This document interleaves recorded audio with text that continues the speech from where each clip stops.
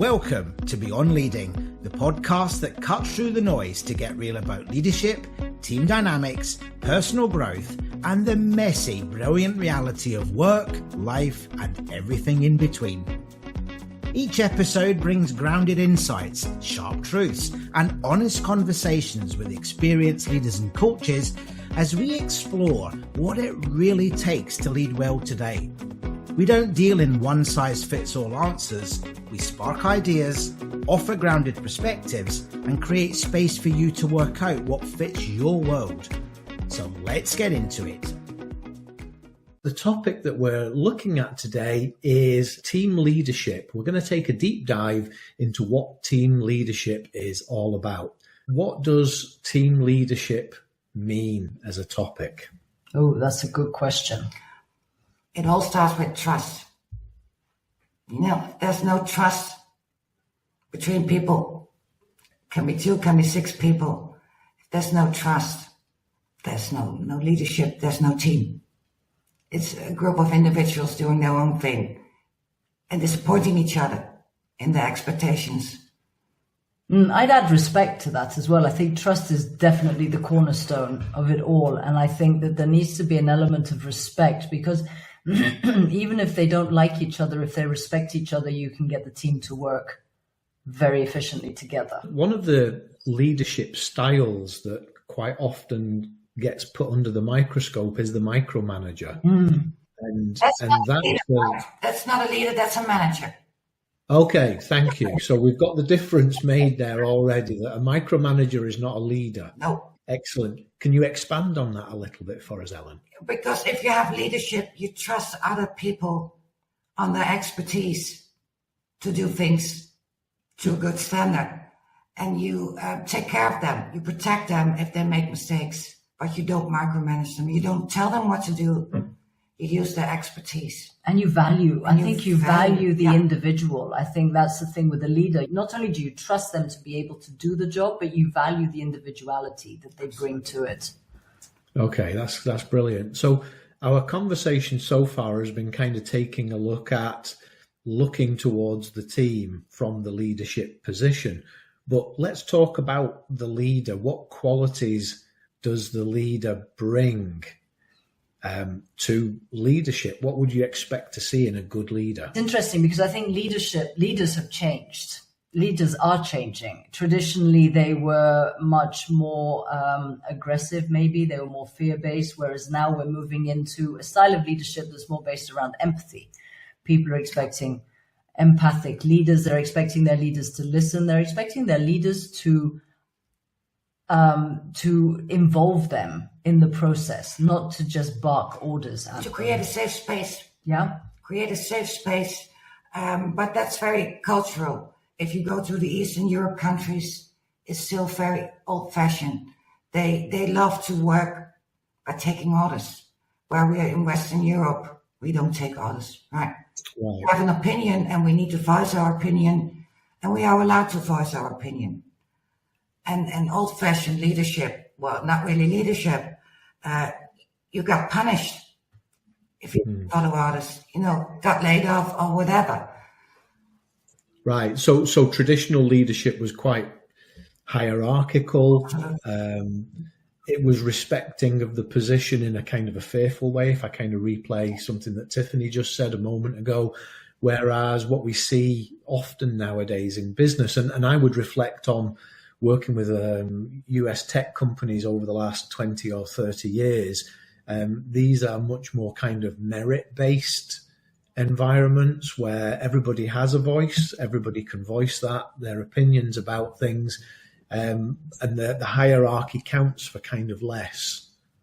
And in fact, it's interesting because I have the amazing opportunity of working with a variety of different organizations, quite large organizations, and a lot of them are becoming far more flat in structure, which I think is a major shift. Before it was very much the sort of the pyramid, and now it's very flat. It has its challenges. However, the younger generation that's coming in is really demanding that they become involved in the whole process. rightly or wrongly. That's another conversation to have, the generational gaps. However, this is the shift that we're seeing. Right. What about a leader that is trying to shift from that more conventional leadership hierarchical approach to something which is more current? How could we help them? Well, you always start with personal leadership, right? That's where it all starts. If you take a good look, have self-awareness, because you cannot change other people. That's creating your own disappointment. Right. Or who do you want to be? Do you want to be a servant leader? Because, servant leadership in companies is big, but it will not fit any company. If you have a lower educated workforce, they work, in a factory, they need orders. So if you do servant leadership, it might go downhill fast. Right. So you cannot just choose what kind of leadership you want in company. It starts with the leader who he or she is, and self-awareness and development. So whenever I work with a team, I always start with the one giving me the assignment. We start with you. You need to participate. You need to do the same thing that the whole team does. Otherwise, I won't take the assignment. Yeah. Because you cannot tell my team needs to develop. You need to, I don't need to do anything because you tell me. I need to change first. I'll take a good look at myself. Be an example. Yeah. Because it's not just about respect.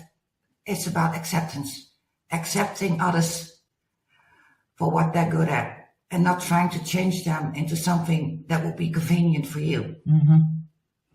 And you can see, a very simple example is if you go into a restaurant and the waiters are a little bit snotty with you, you can be sure that it's because their managers are being like that with them. Oh, yeah.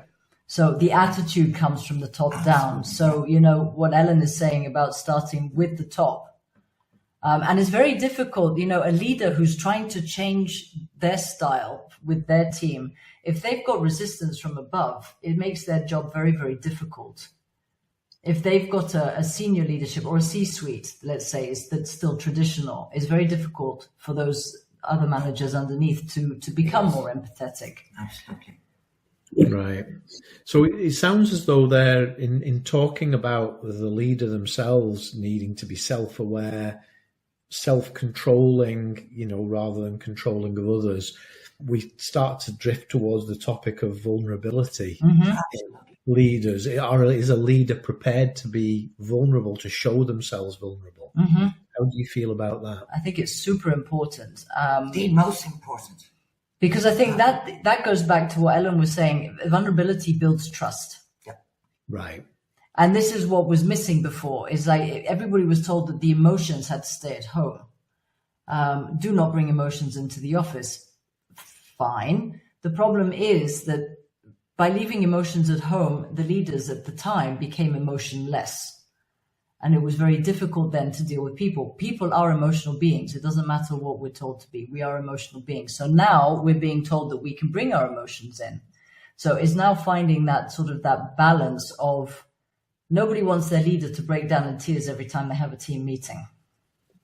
However, showing that they understand, showing that they have the emotion, showing their vulnerability, being open to sharing, being human, I think. Yeah. But at the same time, if that is not in your top talents, if you're not high in empathy, you can learn, but it does not come overnight. You see, because if we're not brought up that way, don't show emotions. And emotions are not just tears or being upset. That is also being out loud, being very happy. It's a whole spectrum. And people who are not high in empathy always connect empathy to tears, females being very sensitive. That's old-fashioned thinking. We men need to be, strong and don't show emotions. But emotions are a whole spectrum. It's a whole spectrum to tears. And there are emotions that we feel, but then there are emotions that we express. And I think therein lies, I might feel panic, but not show it. Mm-hmm. On the other hand, I might feel panic and express maybe through words or through facial expressions that I'm feeling vulnerable. I'm feeling a bit out of my depth. But that doesn't necessarily imply weakness. No. But it's still connected in society, in companies, to weakness. At least the person who is suppressing all that thinks he needs to suppress that because it's weak. Yeah. It's weak, show my emotions. Well, on the other hand, if you have a team, a team is a group of people achieving something. A common goal. Yeah. So it's okay to not know it all. But that's the first step. That's just admitting, I don't know it all. Please help me. We all need help. We all need trust. We all need to be heard. And I think this is one of the things, because when you have people shifting from that kind of position of doing to a position of leading, there is that transition of when you are a doer, you are the expert in what you're doing. That's why you're there. You're good at what you do. That's why you're chosen. When you go to be a leader, you're not the expert anymore. You can't be the expert of everybody on the team. You have to be able to lead people. Well, the main goal is to create a safe space for everybody to be the best version of themselves on their expertise. Yeah. So just to take that thought, though, a person who's let's say a good practitioner who gets promoted they are still a good practitioner, but the role has changed, the expectation has changed, and making that transition can be really tough when you know exactly how the job should be done, you know how to show somebody how it should be done. Maybe that will help them to improve their performance. But you can't just keep stepping in and doing the job. You have to let the other person grow. And that's leadership, isn't it? Well, and where it starts going wrong, you know how to do the job, but that is coming from your talents, your way of doing it. Somebody else can do the same job, but do it in a different way. As well. On their talents, we all have different talents to reach our goals. And if you can't give somebody the space to do it their way, because you're too afraid they will make a mistake, you're lacking leadership, you're still micromanaging.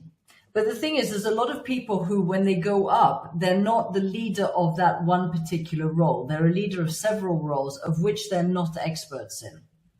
Right. And this is where there's that shift of feeling vulnerable, because they feel that there's a gap in their knowledge, and they feel that they need to be able to answer every question across everybody's roles that they're leading. And that's not the case. You're not there to be the expert of everything. You're there to lead your team. And I think that's something that it's coming in. It's understanding the people who you're working with. It's understanding the bigger picture. And so this is what comes to my mind, which is a bit weird, but let's go with it. So when you're a doer, when you're an expert in your field, you're a piece of the puzzle. When you're a manager, you've got the cover. You know what the puzzle looks like. Yeah. No, I like the way you've put that. So when we talk about somebody being a good leader, a strong leader, we've already touched on a few things there: the willingness to be vulnerable, the ability to respect others and trust others for what they do, the reluctance to actually step in and take over, because that doesn't trust the team, does it? I'm just going to jump in and say maybe not reluctance, but the control. Okay. The understanding of all the team members, why they respond in the way they respond, when they get upset, when they get loud, or whatever. Yeah. What are their talents? And maybe they're better at something that is your job, but it's easy for them because it's in the talent spectrum and it's not yours. Yeah. It's a numbers, actually, in company, it's a numbers game. It will save you time if you know what your team members are good at. And it's not about their job title, the content of their job. It's about the way they go about it on their talents. And if somebody in your team is high on communication or adaptability and you are not, and there's, a message that is not a good one for the team, you can ask that team member, you are the good one to put it into words. It's not my talent. Can you help me out? Because that will save FTEs, that will save money, that will save working hours for a company, because the one that's high on communication will have it done in 30 minutes in preparation. And somebody who has it in his weaknesses, communication, and a lot of leaders have that. It's an assumption that they're great communicators. And it will take them hours and hours where they could have done something that would benefit the company, where they're good at, and ask somebody else, can you prepare the speech? Can you do the talking? Because you can so easily put it into the right words and get on stage when we have a town hall or whatever and put it into words, because that is really a strong team effort. The CEO telling a team member, putting somebody else on stage and giving that message, because the message you're sending is, I'm not telling it, the team, we agree on it, and this team member will tell her what C-suite, if it's a C-suite, actually means. That is. So what does that do for the individual? A lot of what we've talked about has been about, the respect in a team. We've looked at things from the leader looking down at the team, and I don't mean down in a hierarchical sense, but the leader looking at the team. But what about the individual team members now in terms of what you've said, playing to their strengths and so forth? Being seen and being heard. That's the basics everybody in life needs, whether it's a team or it's in personal life. You don't always have to agree with somebody, but at least you know that you've been listened to. That is key. It makes somebody proud. I was put on stage because they trust me that I can do the job on my talents. And also, I think for the individual, when they're seen and they're heard, you can deliver bad news and they remain engaged. Yeah. Because they're part of the whole process. So, if you've got a team, you're working together, there's a lot of respect, there's a lot of communication, everybody is there and their strengths are being maximized, their potential is being maximized. And you're saying we're coming up to a quarter now that's going to be tough, blah, blah, blah, whatever. You'll find that the people are not going to run away. They're going to be like, okay, they'll dig in. What can we do? It becomes a we rather than an I. It has to be a we to make it successful. Yeah. Right. So what about some of the weaknesses that we need to avoid? I think we've kind of been looking at, what strengths there are, how to lead a team and so forth. What would be, if for anybody that's listening to this in the future, what would you say some of the kind of real weaknesses that need to be avoided? They might feel like they're natural to us, that we need to do these things because they come to us naturally. But what should we avoid? I think the top one is don't feel that you have to have all the answers. I think that's the first one, because especially if you're new to a role, you might feel that you have to come in with all of the knowledge, and you don't. Don't focus on weaknesses. It's a negative. Focus on strength. The only focus that is, we all know what we're not good at. But if we're asked to work on our weaknesses, we're not productive. And we're not, it is not inspiring. It's not productive. So it's not motivating. It's not, know your weaknesses, never focus on them. And still companies do that, right? In the annual talks, what you need to be better at. No, tell somebody what they're good at. And they for sure will change the conversation. Well, thank you, but I need to do this and that better. People know themselves, but if you focus on weaknesses, you're getting nowhere. Productivity is gone. So don't even talk about weaknesses. We talked earlier a little bit about self-awareness in the leader, but I think self-awareness in every member of the team is key. You talk about weaknesses there. We can't be universally good at everything. No. There will be some things that we're excellent at. There'll be some things that we're competent at, but there'll be some things that really cause us frustration. And so we need to learn how to not be frustrated by those things, but that still won't make them a strength.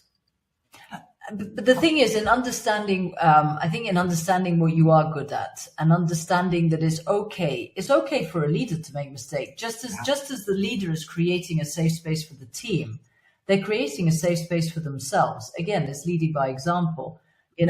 Guys, I messed up. I thought this was going to work. It didn't pan out. I didn't foresee this. Whatever it is, we need to pivot. That's fine. So understanding that we're all human, that we're all very, very good at different things. Avoid micromanaging. If you want to avoid something, you'll micromanage your whole team out of their jobs, because nobody wants to be managed like that. It stifles potential, it stifles motivation. And if you want to micromanage it, then fire your team and do it yourself. But that's what they tend to do anyway. That's the thing. And then, accuse the team of not working too hard. I always say, when you all go home and check on your work, and the team will get even lazier. And when you ask them, they will tell you, well, why should we do a perfect job? Because he or she's going to check us anyway. He or she does not trust us enough to do a good job. So sometimes good is good enough. Not everything has to be perfect. Perfect, but that's a whole different conversation. Perfection. Well, the conversation that we're having here, it reminds me, I hope you don't mind me sharing a personal experience. I did a bit of contracting, interim management for a national charity here in the UK, large charity, £130 million a year. And I was interim head of supporter relations. The atmosphere when I went in was pretty poor, because there had been this micromanagement that had taken place. About 4 weeks in, I made a mistake. I actually advertised a post. There was a change of salary banding that was going to come through. And I looked ahead and actually advertised for some vacant positions at the new banding, and never thought that I needed to communicate it to the team that I was taking a flyer in anticipation it would attract candidates. They thought that they were stuck on one banding and the new people coming in were going to be on a higher banding. Right. But I showed my vulnerability. I said, guys, I'm sorry, mea culpa. I should have told you what was going on. I didn't mean to cause upset. What was interesting about it was that trust immediately grew. Yeah. And that for me was a kind of a foundation piece put in place. I was only there for 9 months. That was only ever the plan. I was never going to be permanent. But during the 9 months, things changed dramatically. The culture, the atmosphere changed, because there was that willingness to be vulnerable, willingness to admit to a mistake. Mm-hmm. So you learn from mistakes. You only learn from mistakes. Yeah. And you only get connection after making a real mistake. If you enter into a team that is not a trusting team, and you make a mistake and you're the first one to admit it, it opens up a whole new perspective on the whole team. Yeah. Because people don't leave bad jobs. I mean, it's that old cliche, isn't it? They don't leave bad jobs, they leave bad leaders. Absolutely. There's no such thing as a bad job. If you're getting your paycheck at the end of the month, that's really all the job is. But if you're having to go in and deal with, I had a client yesterday who was saying, when I came into this job, the scope was X, Y, and Z. The company policy is I go from my position to the next one, and then I take my boss's job. Now they've changed all of that. So they're actually bringing someone into that interim position there, which is blocking them from moving up. And she said, and my whole scope of work has changed, and now the whole trust thing is gone. And so you go with that. Yeah. But then communication's key. We talked about communication earlier. That when the route changes, when the goalposts move, then the art of communication in business is one that's sadly lacking. Communication for a lot of leaders is, well, didn't you read the email? Yeah. Didn't you get the memo? Yeah. But then how did you interpret the memo? Because am I a great communicator? Did my message get got? Did I check? What did you hear me say? What did you understand? And you'll be surprised that 6 members will have a different truth on what actually has been said. And they're doing their job based on the assignment they have. And they bring a result. And then the boss is so disappointed because nobody did what he or she asked. Yeah. Because they did not check, repeat to me, what did you hear me say? And you will be so surprised. So there's that check-in. There's that check-in about understanding. Did you get the memo? Did you understand? Yeah. We had the conversation. Are you clear on what we're going to do next? So leadership is around making sure that everybody knows. They may not be, kind of completely behind it, in the sense that it wouldn't be their chosen route, but at least they accept that it is the route that we're going down and we're all in it together. Yeah. Ellen gave me a great example yesterday. So she uses a tool with all of the teams that she's training, and that's that she gives them all a piece of paper. She asks them to close their eyes, listen to the instructions that she's giving. All right. So the instructions are fold the paper in half, fold the. You're not allowed to ask questions. No questions. No you questions. Just listen. Yep. Not you. You can ask questions, obviously. And they have to listen to the instructions. That's all they have to do. Listen to the instructions and follow them. And she said that you never have two people who come out with the same piece of paper, because what they're hearing, you know what you're saying, but you don't know what the other person is hearing. So you have to check in. Good. I think that's excellent. Different results. Fold it in half, fold the left top down. Simple They things. all did the same instructions. All different. So if they could have asked questions, I could have given exact instructions, and they all did what was being asked. So that's the point of communication, asking questions. You can never ask enough questions. Right. But then there's a style of question asking, isn't there? And I'm thinking about the way the boss asks the team a question, the way team members ask each other or the boss a question. We can vary the style, and we can either sound confrontational or we can sound inquiring.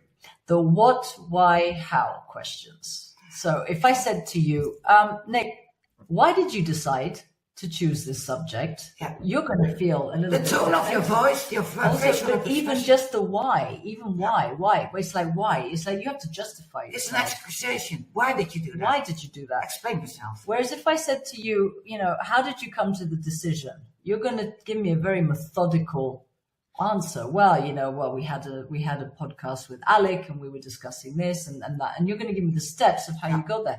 If I say to you, what led you to deciding to discuss leadership more in depth, then you're going to think about it. Yeah. So what, why, how questions in all communication with all relationships. You don't want me to answer that question now, do you? No. Well, you could. Put it in a memo. Put it in a memo. Okay. But then if I asked you to close your eyes, then actually the answer that each of you gave me might be different because you folded the paper in a different way. I just had a conversation with somebody around relationships in general. And, and I was like, yeah, but, and then so I'll take that and I'll go off and I'll think about it. And I'm going, but what are you thinking about? Because you haven't clarified what it is that's been said. You're thinking about what you've heard, your interpretation. And we all interpret things through like the lens of our life. Yeah, good. So I'm conscious that we're coming to the time. Do you think there are any aspects of this deep dive into team leadership that we should have talked about today? Or do you think we've kind of, obviously deep dives come from actually intimate knowledge in a particular context. And we don't know the context of anybody listening today. But are there any aspects of team leadership that you think we ought to have covered? I think that is very personal to whoever is listening. If you're first listening to a podcast like this, it's already an overload of information. Yeah. So, if you take it any deeper, you should do it on a personal level. Got it. If somebody is triggered by this, listening to this conversation, and say, I need, some coaching or some more insights in how I should do that.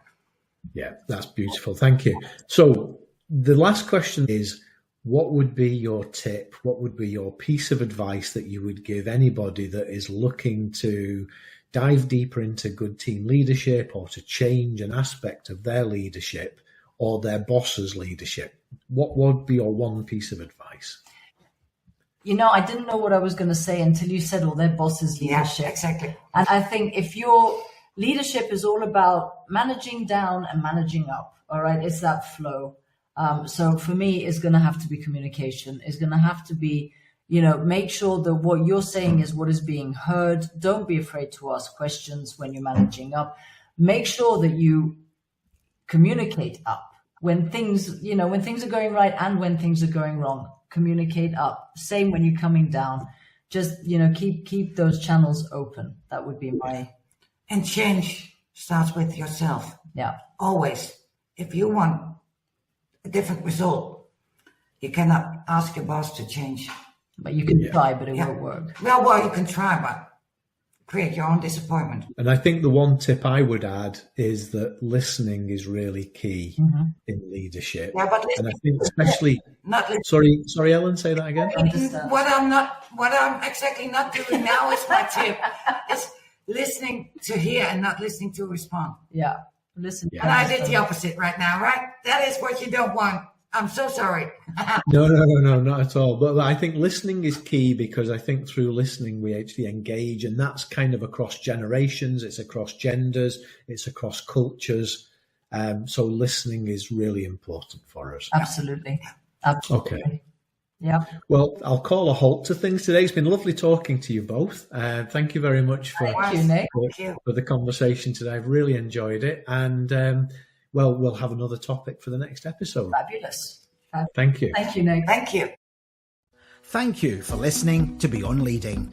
If this episode was useful, follow or subscribe so you don't miss the next one, and share it with someone who'd appreciate it. And if you've got a minute, a quick rating or review really helps more people find the show.